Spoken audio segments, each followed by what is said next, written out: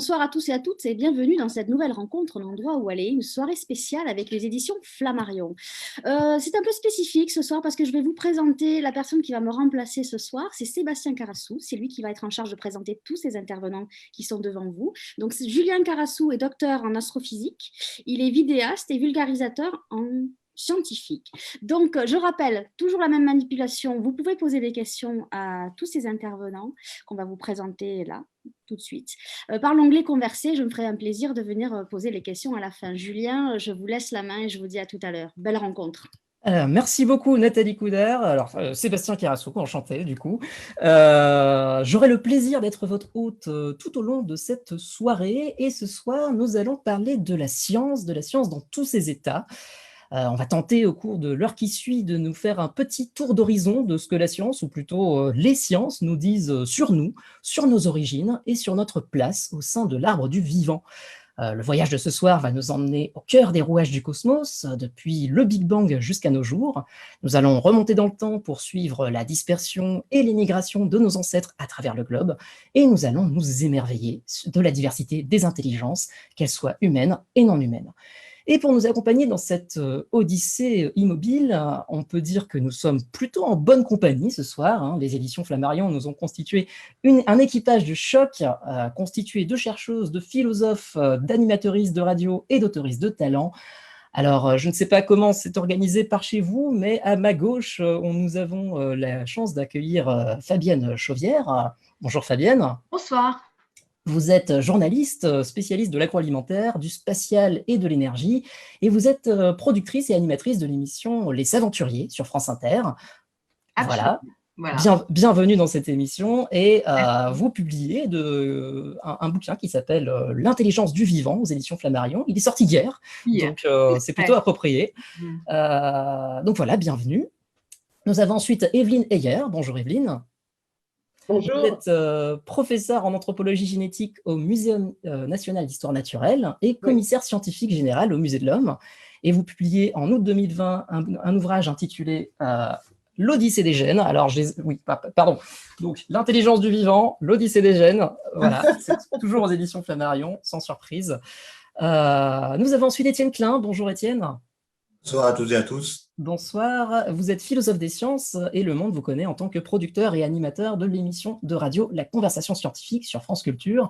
Vous êtes aussi l'auteur de nombreux ouvrages de vulgarisation scientifique, dont les derniers, La physique selon Étienne Klein et Idées de génie, sont sortis très récemment et sont très très lourds, donc je vais les reposer tout de suite. Nous avons aussi la chance d'accueillir Christian Counéon ce soir. Bonsoir Christian. Bonsoir à tous.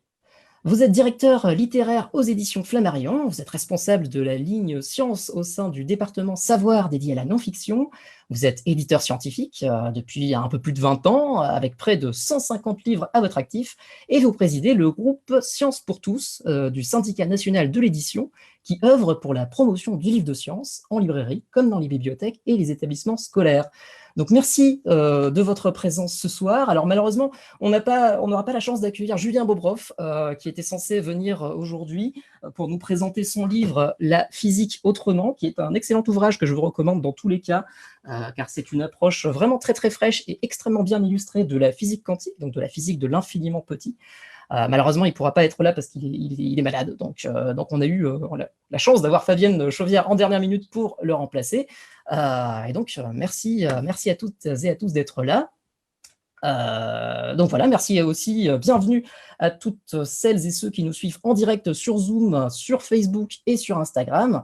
Bien entendu, en cours de route, vous pouvez nous poser toutes vos questions sur la vie, l'univers et le reste. Nathalie viendra en fin d'émission les transmettre à nos intervenants qui auront 15 petites minutes pour y répondre à la fin. Donc on va commencer avec vous, Christian. Alors comme vous voyez, on a là des livres au format et au thème assez variés. Est-ce que vous pouvez nous dire en quelques mots quelle est la genèse de ces projets éditoriaux? Comment est-ce qu'ils naissent? Et puis comment est-ce qu'ils se co-construisent avec vous? Volontiers, oui. Je vais commencer par le livre de Fabienne Chauvière, L'intelligence du vivant.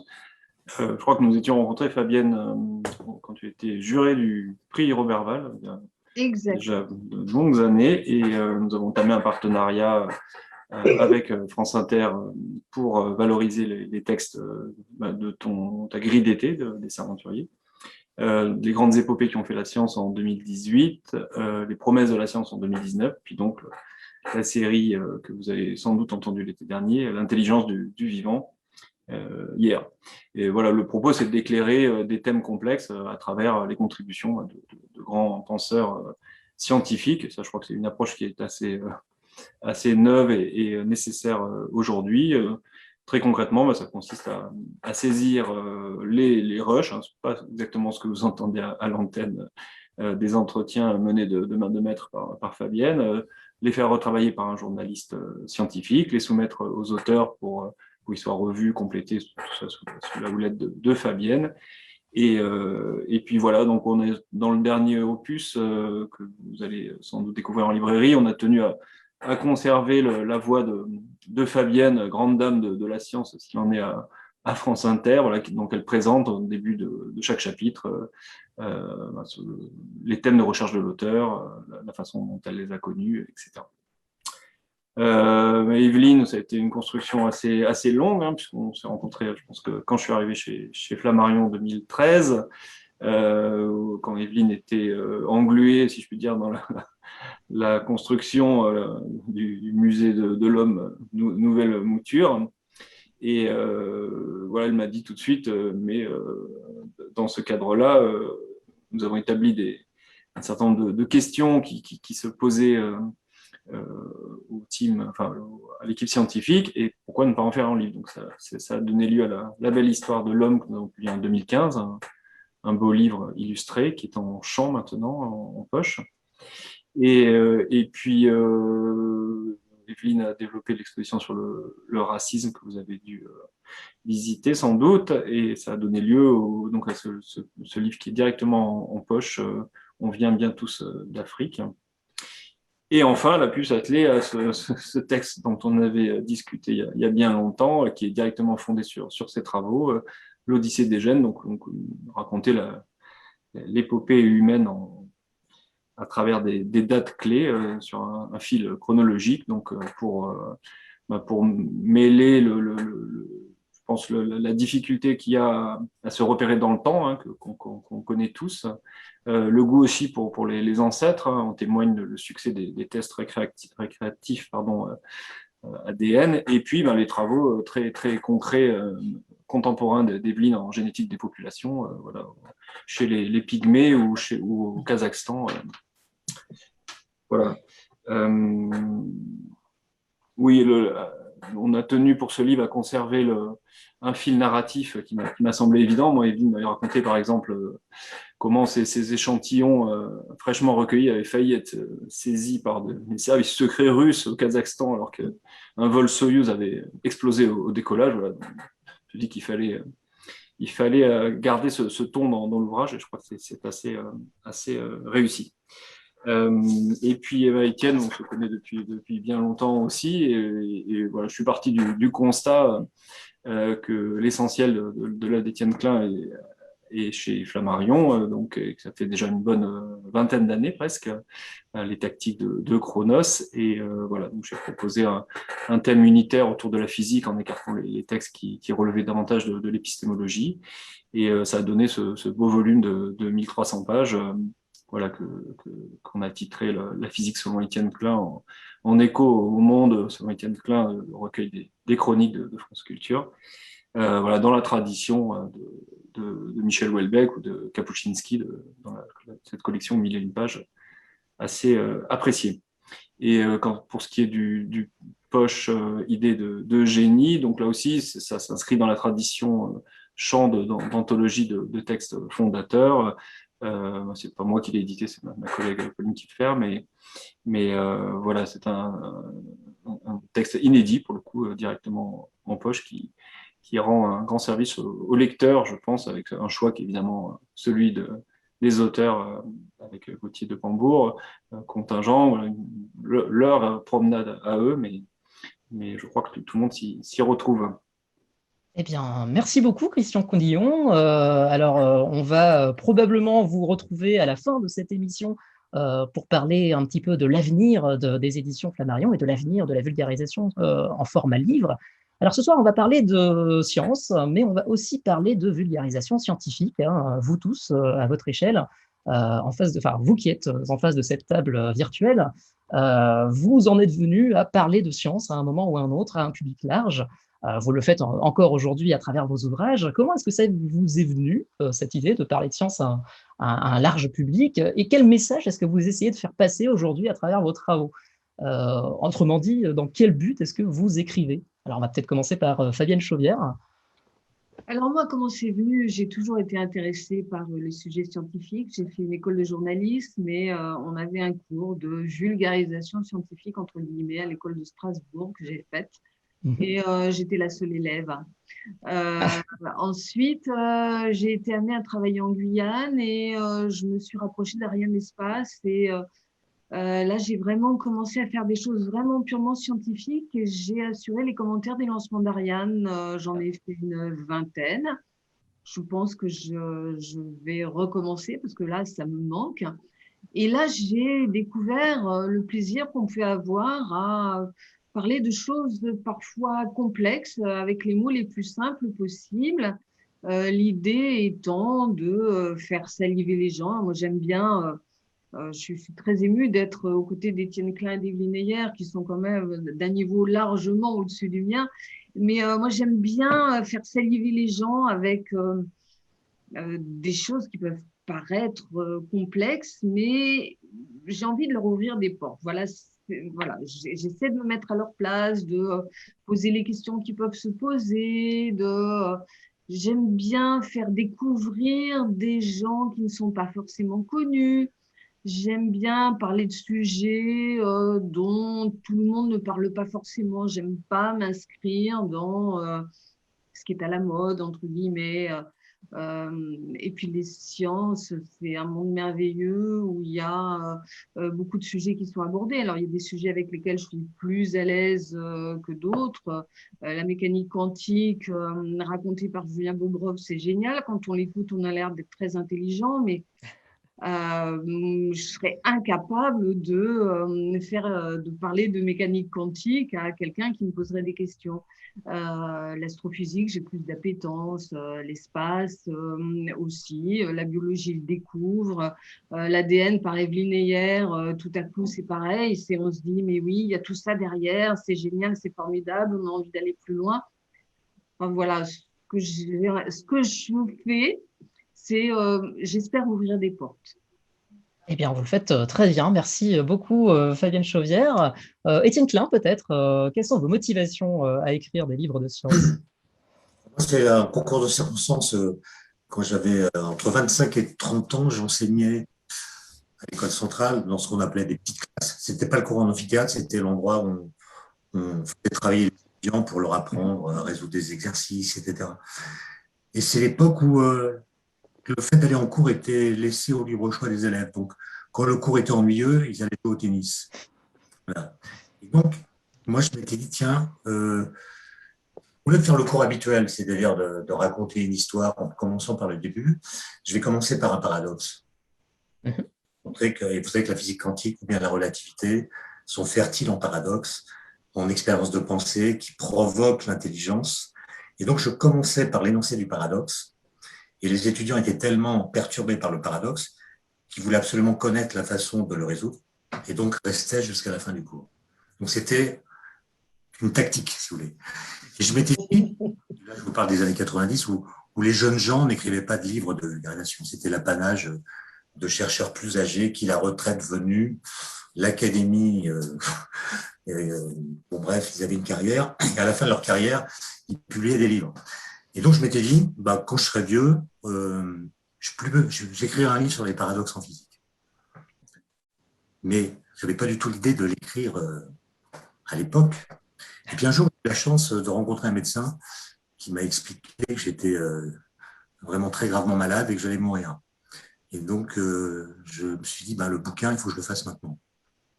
Et donc, je me suis enfermé pendant 2 mois et j'ai écrit Conversation avec le Sphinx, les paradoxes en physique.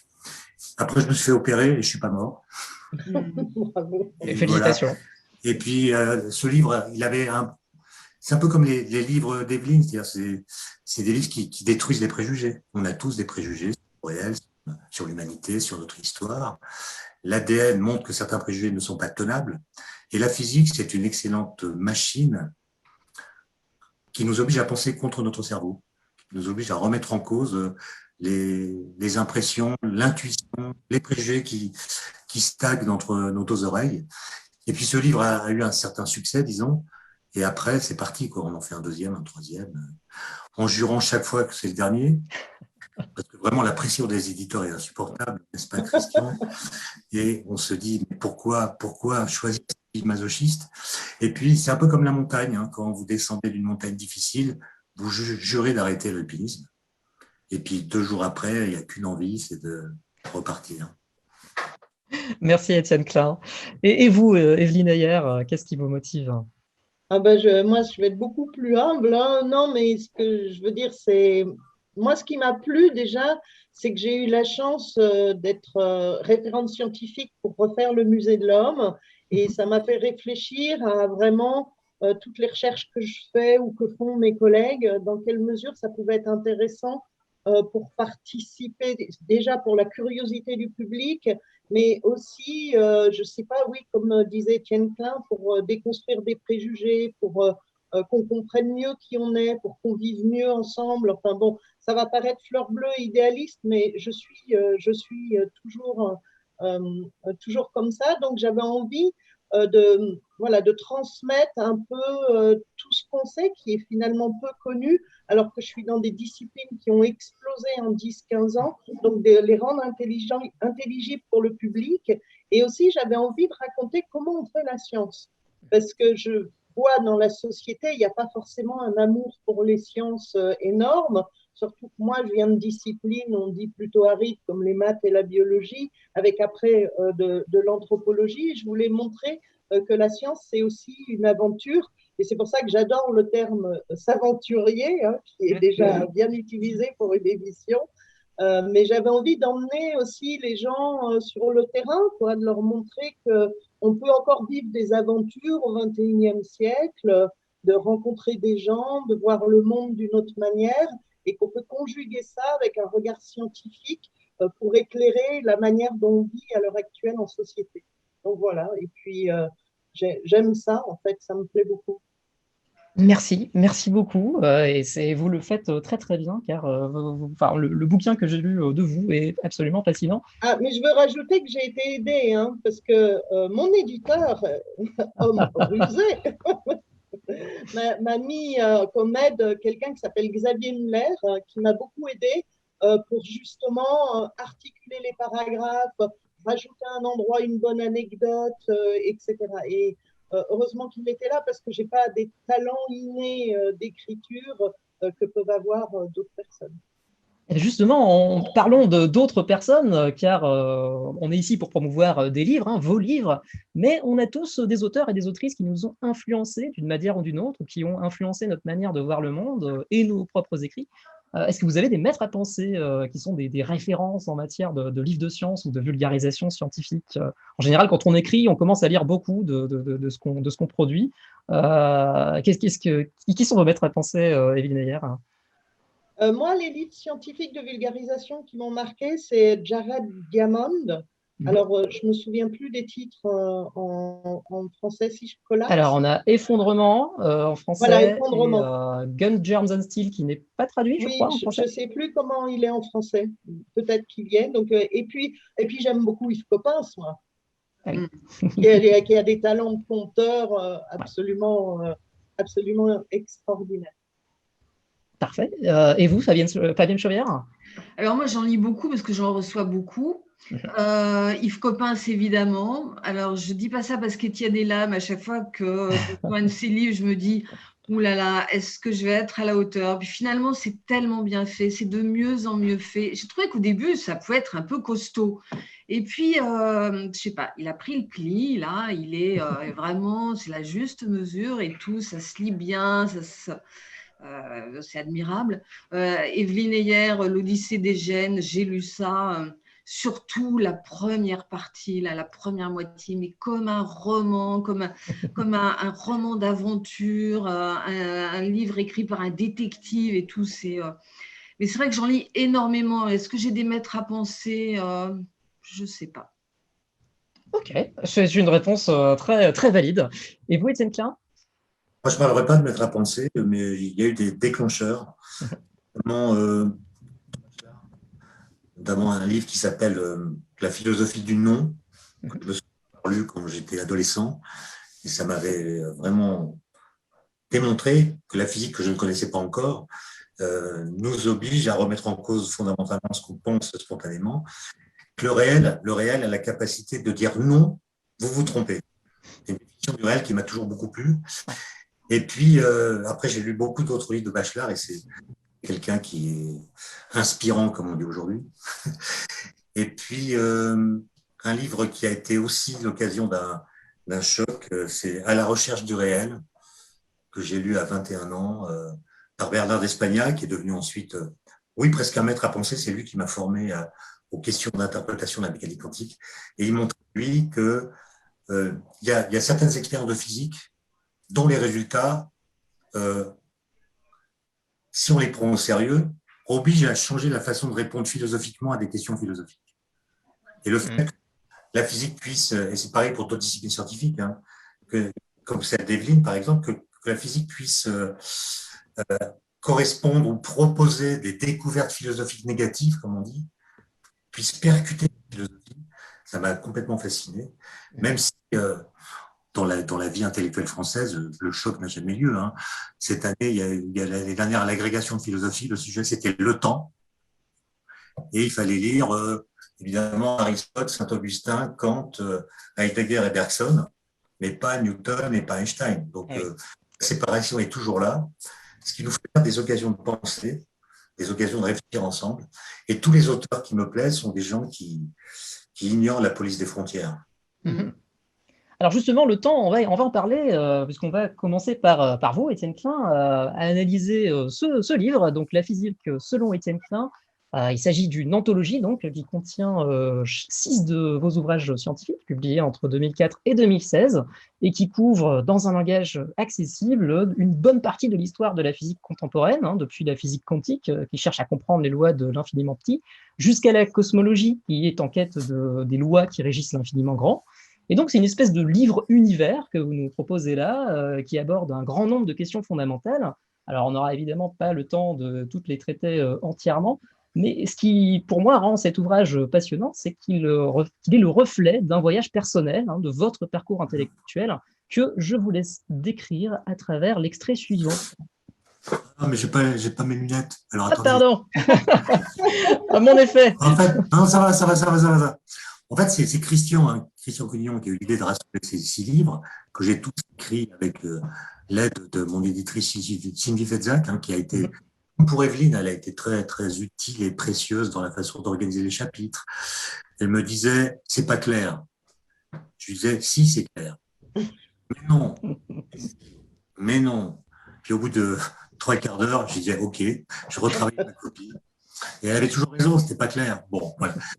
Je vois pas tout le début là, si vous pouvez. Alors, il faut remonter, je pense, un petit peu. Ça commence par note symbolique, c'est ça? Ça commence par extrait. Alors, 6 livres rassemblés en un seul volume. Par quelque intrication, le tout serait-il davantage que la somme de ses parties? Lorsque je les feuillette, je vois bien avec le recul qu'ils tracent une ligne cohérente dont la régulière ponctuation a scandé 15 années de ma vie. Ils ébauchent même une sorte de partition musicale, chacun étant à la fois effet du précédent et cause du suivant. Ils égrènent les notes symboliques d'une mélodie intime, celle de 2 de mes passions les plus tenaces. La première est le problème du temps, je devrais plutôt dire le mystère du temps. Il m'a sauté à la figure à l'âge de 33 ans et ne m'a lâché qu'il y a peu. Mon autre passion, irréductiblement liée à la première, me porte vers certains personnages fascinants de l'histoire de la physique du XXe siècle. Des êtres que je n'hésite pas à qualifier de génies, même si je sais bien que la physique n'est pas qu'une affaire de cerveau, se parlant à distance au travers de l'espace-temps. En effet, il y a 3 livres qui parlent du temps ou de l'origine de l'univers, et puis il y en a 2 autres qui parlent des pères fondateurs de la physique quantique. La question qui m'intéressait, en fait, c'était est-ce qu'il y a un lien entre la psychologie de ces personnages et les idées qu'ils ont?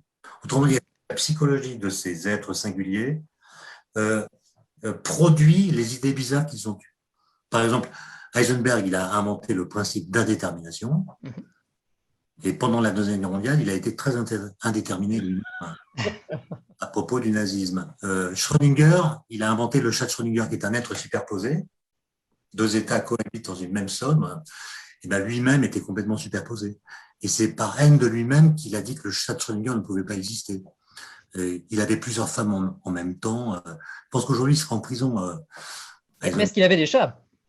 Non, il avait des femmes, il avait plusieurs épouses chez lui à Dublin et vivaient dans la même maison, mais il y avait des cloisons qui séparaient les appartements des unes et des autres. C'est un être bizarre. Et puis Dirac ou Majorana, qui m'a aussi passionné. Majorana, c'est quelqu'un qui a proposé l'idée que certaines particules pouvaient être leurs propres antiparticules, et lui-même contenait sa propre négativité au point qu'il a décidé de disparaître un jour. Et donc, et pour Einstein, c'est pareil, je suis parti à vélo dans les villes où Einstein a eu ses idées les plus importantes, parce que je voulais essayer de sentir en quoi le contexte avait pu influencer sa façon de penser, d'avoir des idées. Et la conclusion à laquelle je suis arrivé, c'est qu'Einstein était un être agéographique, c'est-à-dire que ce qui se passait dans sa tête était complètement indépendant de l'endroit où se trouvait son cerveau. D'accord, c'est absolument passionnant, merci beaucoup. Alors on va aborder ce soir quelques grandes questions à travers le prisme de vos passions justement, et on va commencer par ce fameux mystère du temps qui vous a tant occupé l'esprit. Déjà, quel est-il ce mystère du temps? Est-ce qu'il est résolu à ce jour? Et qu'est-ce que nous dit la physique contemporaine sur sa nature en 5 minutes? C'est très simple. Moi j'avais remarqué une chose bête quand j'étais en terminale. J'avais remarqué que grâce à mon professeur de philosophie, qui me l'a enseigné, les philosophes se sont intéressés au temps. On produit des systèmes, Aristote et tous les auteurs que j'ai cités tout à l'heure. Et puis, dans le cours de physique, j'apprenais que les physiciens aussi s'étaient intéressés au temps. Galilée, Newton, Einstein. Bon.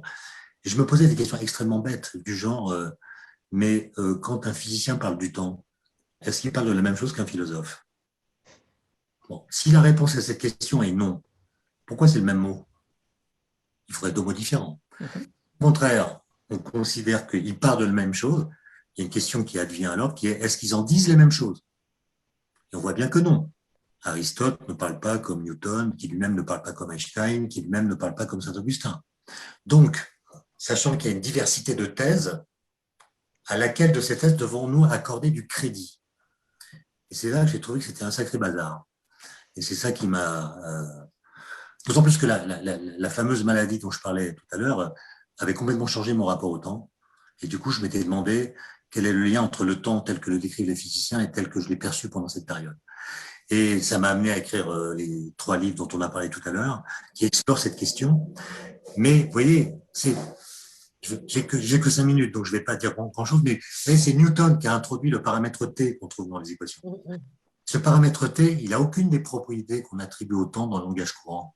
Donc le temps, ainsi nommé par Newton, ne ressemble pas à ce que nous disons du temps. Et donc la question, c'est pourquoi est-ce que Newton l'a appelé temps alors qu'il ne ressemblait pas au temps? Il aurait pu l'appeler d'un autre nom. Et s'il avait appelé d'un autre nom, peut-être que les physiciens n'auraient jamais parlé du temps. En tout cas, pas comme ils le font aujourd'hui.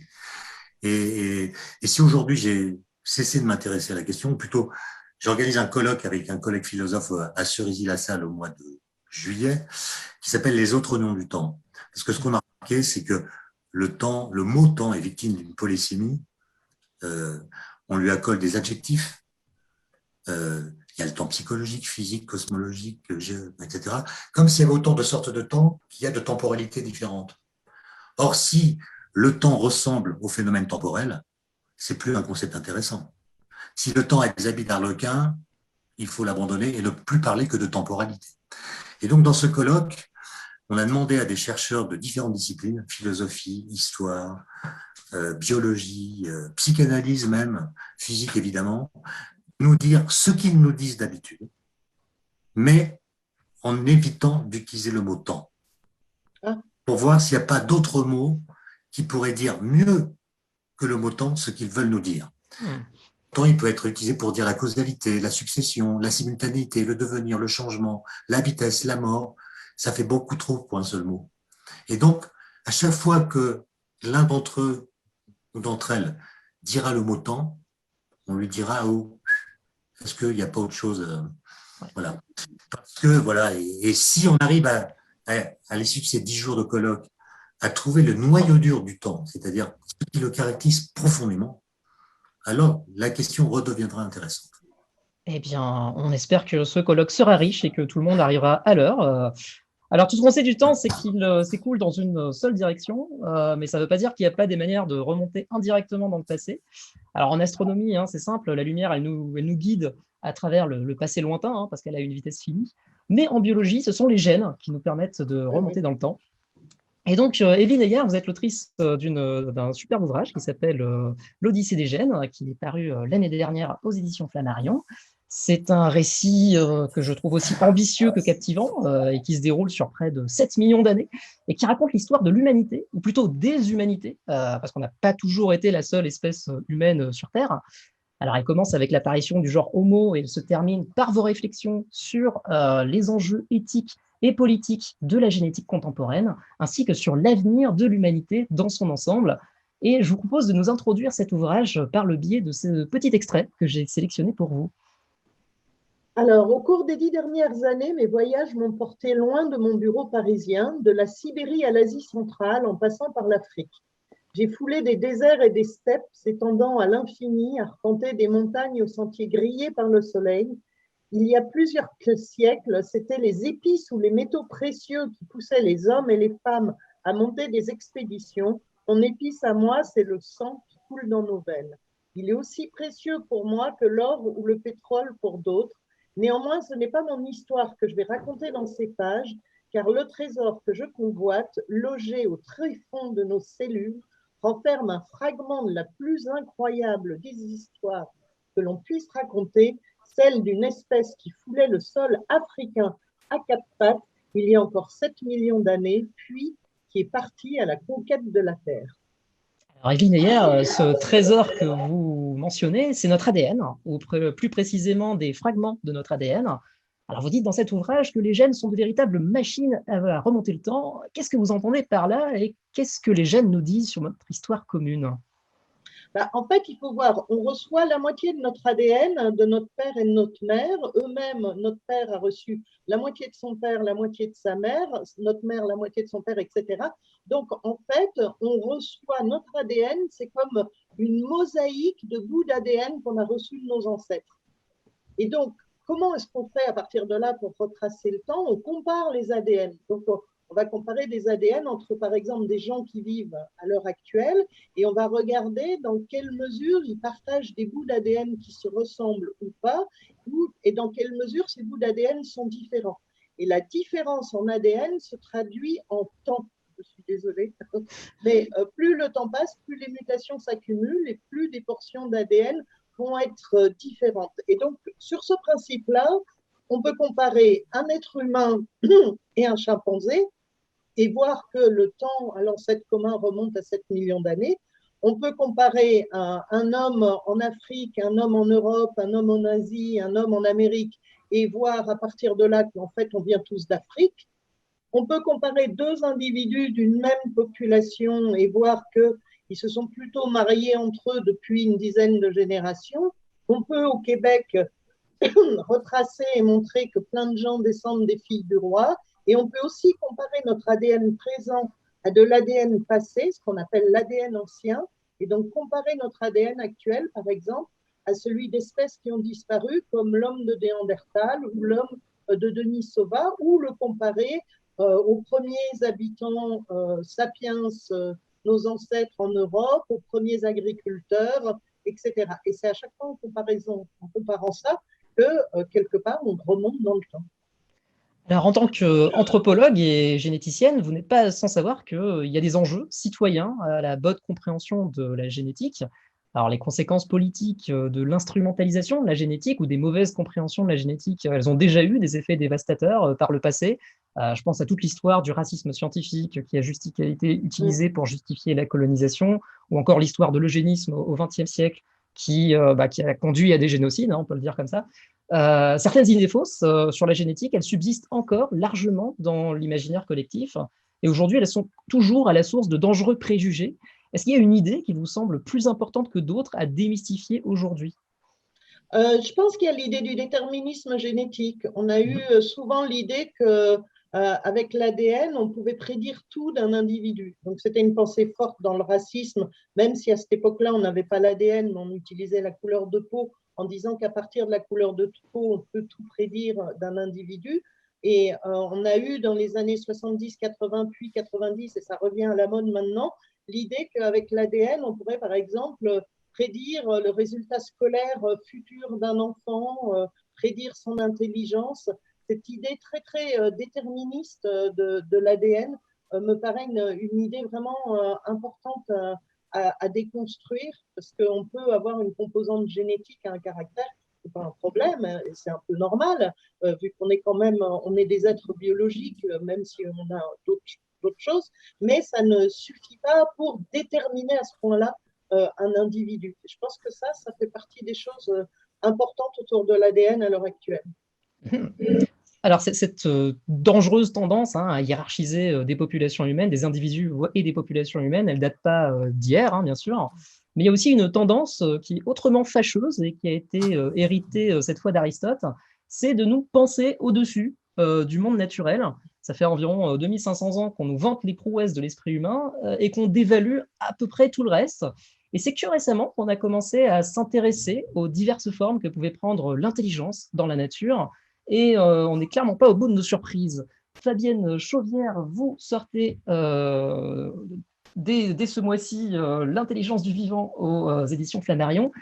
Il s'agit d'une fascinante enquête polyphonique que vous avez réalisée à l'aide de 10 chercheurs et chercheuses qui nous plongent au cœur des dernières découvertes en éthologie et en microbiologie et qui bouleversent nos préjugés sur ce qu'est l'intelligence. Justement, on parlait d'intelligence. Donc, c'est une véritable leçon d'humilité que je vous propose d'illustrer, Fabienne Chauvière, à travers ce petit extrait. Contrairement à ce que d'aucuns imaginent, nous ne régnons pas en maîtres. Nous ne sommes pas les plus intelligents, les plus fins, ni à long terme les plus forts, même si nous avons développé d'exceptionnelles capacités d'adaptation individuelle et collective. Cette illusion nous a coupés de l'intelligence du vivant, si bien que longtemps nous sommes restés aveugles.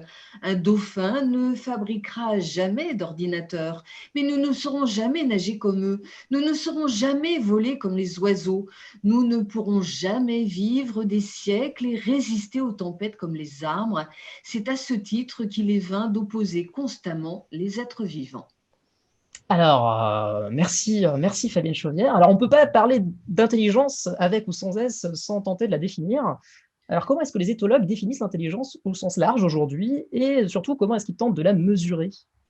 La question est très difficile. Peut-être que j'aurais dû employer un autre mot qu'intelligence, parce qu'effectivement, il y a des intelligences. L'intelligence du poulpe n'est pas l'intelligence du dauphin, n'est pas l'intelligence du chat, n'est pas l'intelligence du cheval, n'est pas l'intelligence des humains.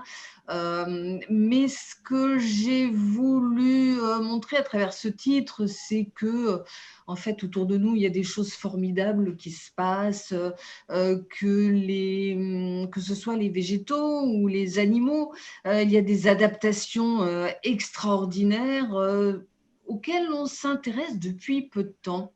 Et puis, il se trouve que ça fait ce sujet, je le creuse depuis un certain temps.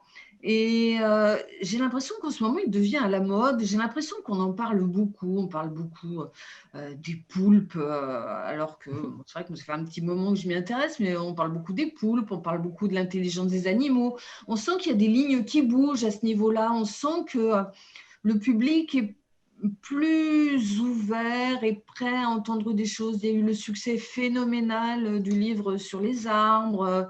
J'ai l'impression qu'on commence à regarder le monde qui nous entoure différemment. Mais c'est vrai que quand on regarde vivre des oiseaux, le blob même, qui va d'ailleurs partir dans l'espace bientôt avec Thomas Pesquet. Alors, pour les gens qui ne connaissent pas le blob, est-ce que vous pourriez nous décrire un petit peu cette étrange créature qui est vraiment fascinante ? Alors le blob, c'est une cellule, c'est pas un champignon, c'est pas un végétal, c'est pas un animal, et pourtant ça bouge, ça mange, ça se déplace, ça grandit, ça peut grandir Ça peut faire jusqu'à 1 m². Ça s'élève en laboratoire. Le blob a même une place aux eaux de Vincennes depuis pas longtemps. Le blob se nourrit, aime beaucoup les céréales et quand on ne lui donne pas ces bonnes céréales et si on laisse un blob dans un laboratoire, le lendemain, les gens qui travaillent dans le laboratoire vont retrouver le blob dans la poubelle parce qu'il aura cherché à manger quelque chose. Ça ressemble à un alien, c'est une cellule. Ça ressemble à un alien, ça ressemble. Il y en a beaucoup, hein, on en trouve partout dans le monde, dans les forêts. Ça ressemble un peu à de l'omelette, des œufs brouillés. Voilà, mais c'est quand même un organisme très étrange.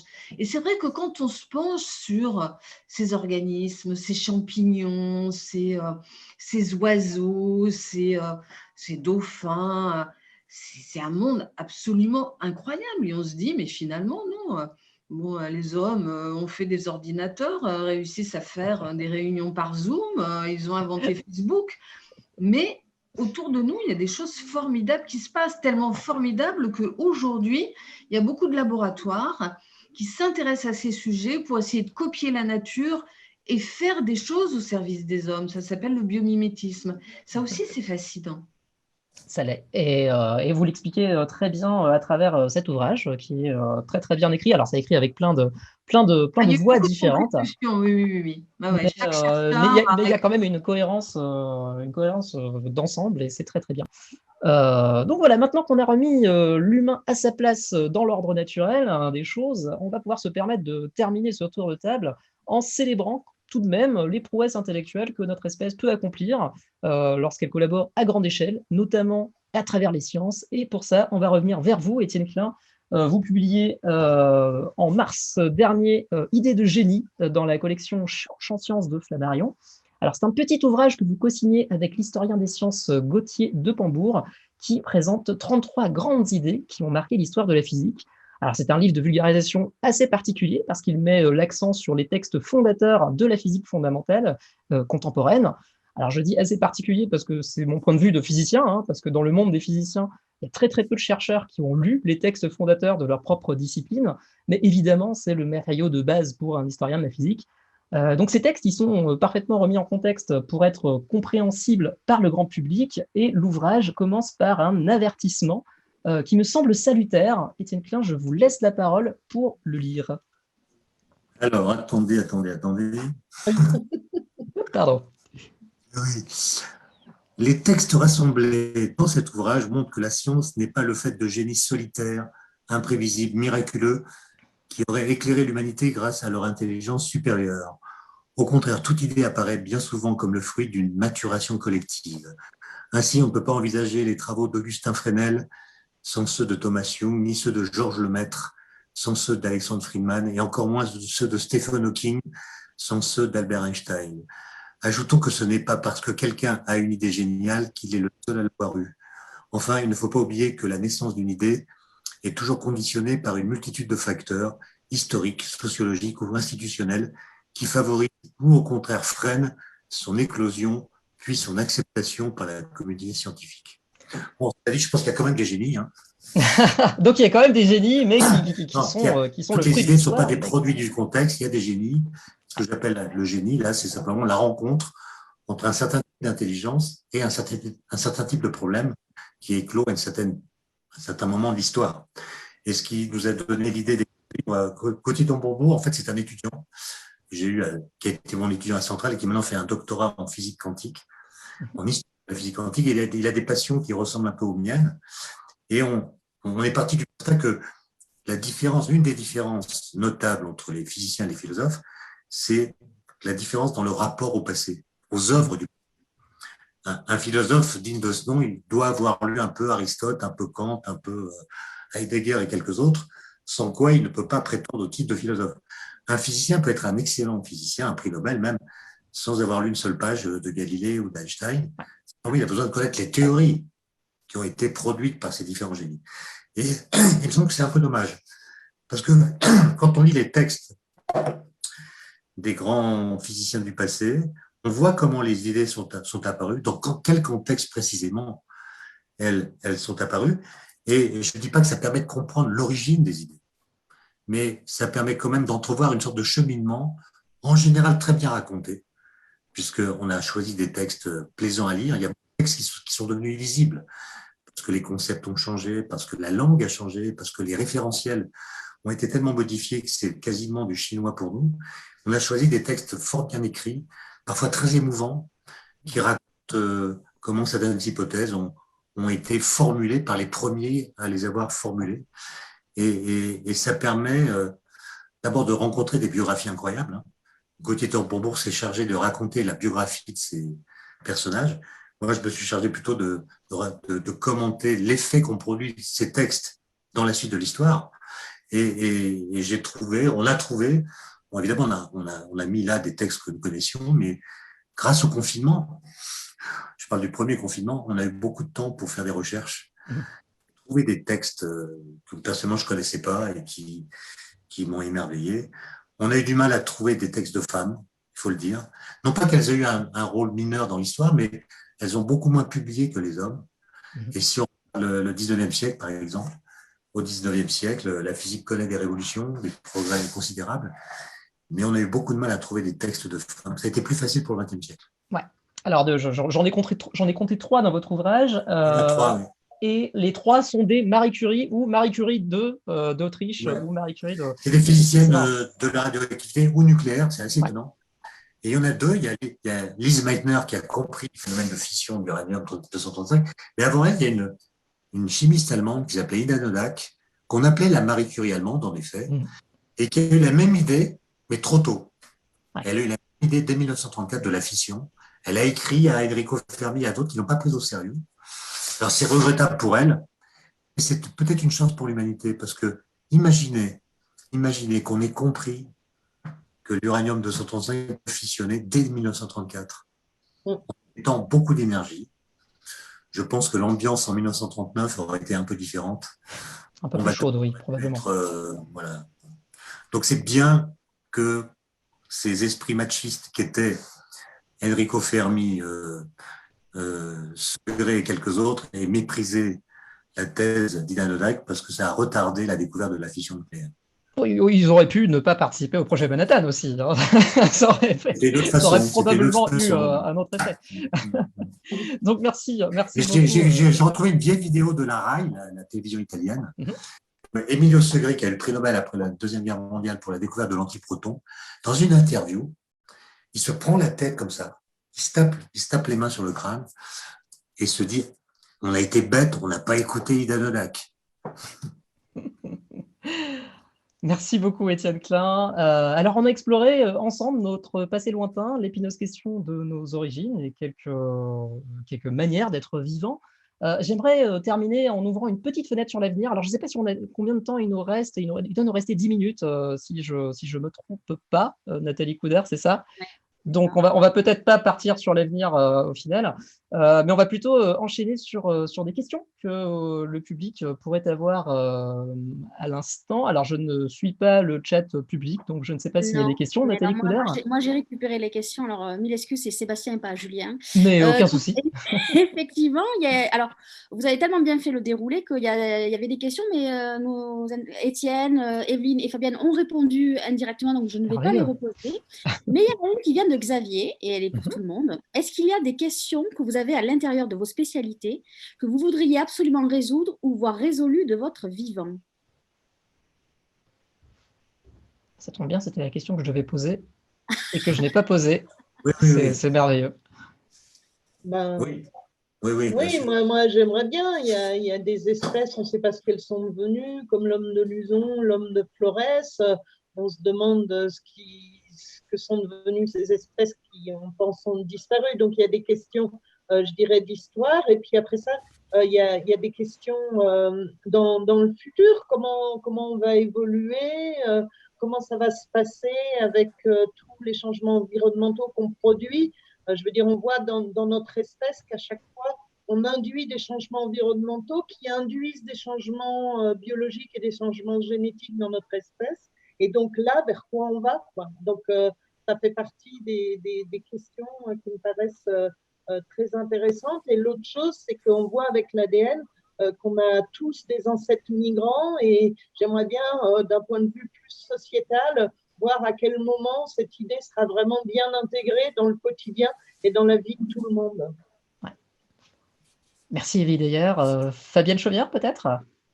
Alors moi, je ne suis pas une grande scientifique, hein, je ne suis qu'une passeuse, mais s'il y a une question qui m'intéresse particulièrement, elle n'est pas elle n'est pas directement liée au livre qui est sorti hier, c'est est-ce qu'il y a de la vie ailleurs? Ça, c'est une question qui m'intéresse infiniment. Je me passionne pour toutes les missions, pour ce qui se passe sur Mars.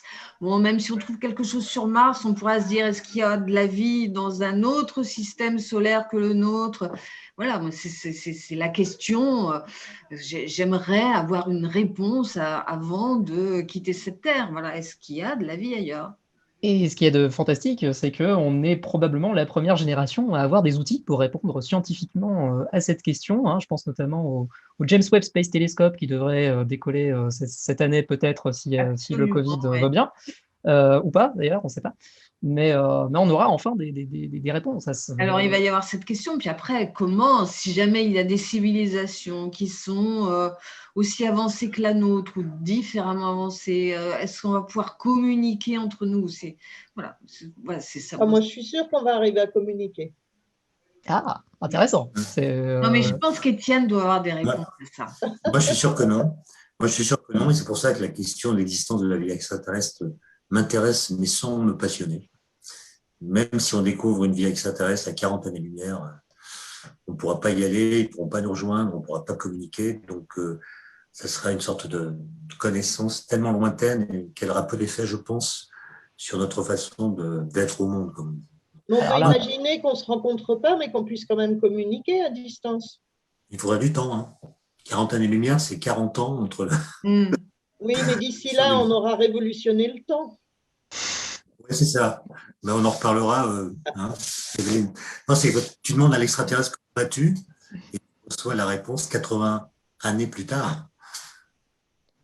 Il faut de la patience, hein, mais au final, ça fait plusieurs millénaires qu'on se pose cette question. Okay. La question qui m'intéressait, j'ai parlé tout à l'heure d'Ettore Majorana, ce jeune physicien génial qui a disparu en 1938. En 1933, il y a un article que personne n'a compris, qui en fait était une nouvelle conception d'antimatière. Il a imaginé que certaines particules pouvaient être leurs propres antiparticules. Et à l'époque, on ne se posait pas du tout la question de la matière noire, qui est un grand sujet d'aujourd'hui. Mais il se pourrait, enfin, disons, les particules qu'a imaginé Majorana sont des candidats possibles pour constituer la matière noire. Donc imaginez que dans les années qui viennent, grâce au LHC, par exemple, la grosse machine du CERN, on découvre des particules de Majorana qui ont les propriétés de pouvoir constituer la matière noire. Ça veut dire qu'un jeune homme qui a disparu, à une certaine époque, un problème. Et avec 80 ans et même plus de distance, eh bien, il a inventé une solution d'un problème qui n'existait pas et cette solution se trouve être la bonne du problème qu'on a aujourd'hui. Ce serait une sorte de réapparition de Majorana qui viendrait réenchanter sa disparition. Merci Étienne Klein. Alors on va conclure cette édition avec Christian Counillon, donc avec un point de vue un peu plus éditorial sur tout ça. Alors qu'est-ce qu'il en est du futur de la vulgarisation scientifique au format livre? Est-ce qu'il y a des tendances qui se démarquent, qui se dégagent, ou des grands thèmes, ou alors des nouveaux publics qu'il faudrait toucher?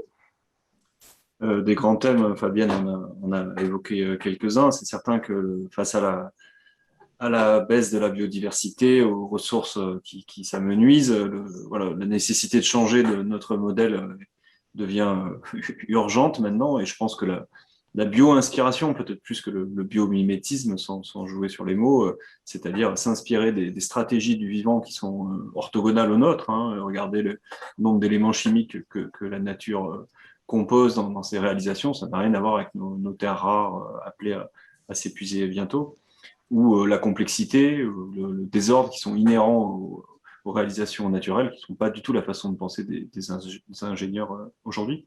Voilà, donc ça, c'est un thème, je pense, extrêmement porteur et qui est urgent là, de nouveau. En neurosciences, évidemment, la question de la conscience, moi, personnellement, me touche. Comment on pourrait corréler des processus neuronaux qui commencent à être bien identifiés maintenant, en particulier grâce au progrès de l'imagerie, et bien le fait que nous effectuons des actions volontaires, nous exerçons notre libre arbitre. On commence à avoir certaines idées sur la question.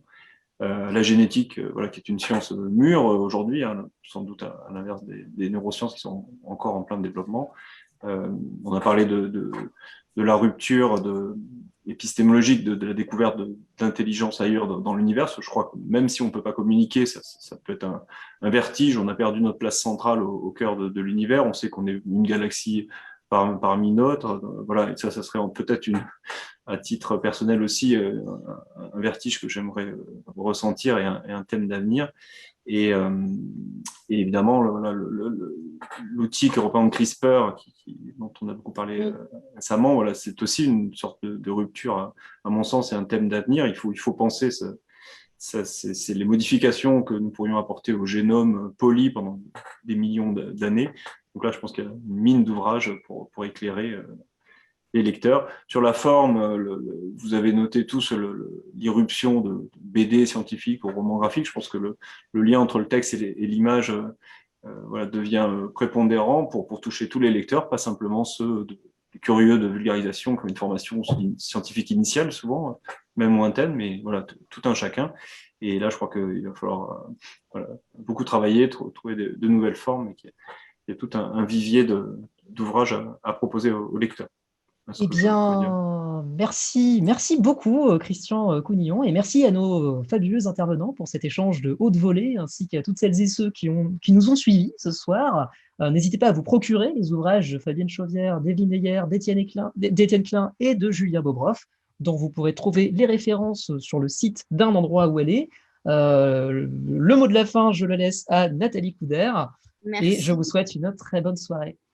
Merci beaucoup Sébastien. Un grand merci à Étienne Klein, à Fabienne Chauvière, à Evelyne Heyer, à Christian Counillon d'avoir été là ce soir. On va rappeler sur notre page Un endroit où aller, il y a tous les ouvrages de toutes ces personnes que vous avez vues ce soir. Achetez leurs livres, vous allez apprendre beaucoup de choses. Moi-même qui ne suis pas scientifique, j'ai appris beaucoup de choses. Je vous remercie. C'était très fluide ce soir, on a tout compris. Des fois on se fait des mauvaises idées sur les scientifiques, mais c'était parfait. Donc encore un grand merci. Demain on se donne rendez-vous à 19h. Demain ça sera la 200e rencontre Un endroit où aller, ça sera nos 1 an. Et pour l'occasion, nous aurons la joie de recevoir Nancy Houston pour son livre Arbre de l'oubli, paru chez Actes Sud. Encore un grand merci à tous et à toutes. Je vous souhaite une belle soirée et lisez les livres scientifiques parce que c'est merveilleux. Bonne soirée à tous. Merci. Au revoir.